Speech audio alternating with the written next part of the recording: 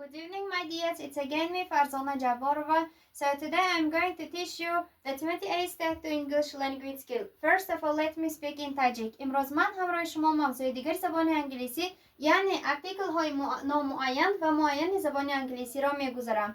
بیایید موضوع امروز را در لوحه دیده میبرایم. ارتیکل های نامعینی ا و ان را در بر میگیرند، اما ارتیکل معین باشد ارتیکل ز به حساب میرود. اکنون خود ارتیکل چیست؟ ارتیکل را میتوانید شما گویید که این علامت است، اما ارتیکل در جمله چی نمی شود؟ ترجمه کرده نمی شود. بیایید استفاده بری اول ارتیکل های نامعین، سپس ارتیکل معینی ز را دیده میبریم.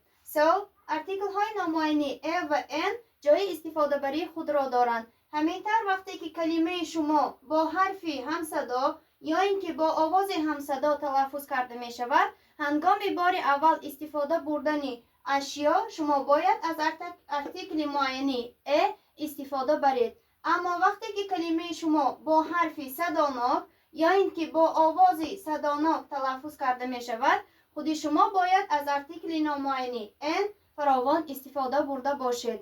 بیایید اکنون فرقیت های ارتیکل های نامعین یعنی ان و ارتیکل معینی ز را دیده میبریم. هنگام استفاده بری آنها در جمله یک چند خصوصیت ها دیده می شوند. مثلا وقتی که شما بار اول درباره این یا آن پردمت یا اینکه اشیا سخن میگویید، حتما باید از ارتیکل ا یا اینکه ان استفاده برده باشید. مثلا this is a pen، این روچکه است. this is an apple، این سیب است. اما هنگام دویم مراتبه یعنی فتریچنه استفاده بردن کلمه های پن و اپل، علاقه آنها در پیش خود ارتیکل معینی they را میگیرند. مثلا the pen is red، روچکه سرخ است. یا اینکه the apple is green، سیب سبز است. غیر از این ارتیکل ها باز کلمه or در موضوع امروزه آورده شده است که ترجمهش یا که می باشد، اما این ارتیکل به حساب نمی رود. حالا باشد در طرف چپ من جمله ها به واسطه ارتیکل های زیرین ساخته شدند. بیایید جمله های زیرین را یک یک می خوانیم. So, is this a book or an exercise book?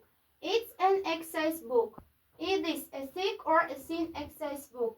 It's a thick exercise book. Is this exercise book black or red? It's black. Is the exercise book on the desk or on the chair? It's on the desk.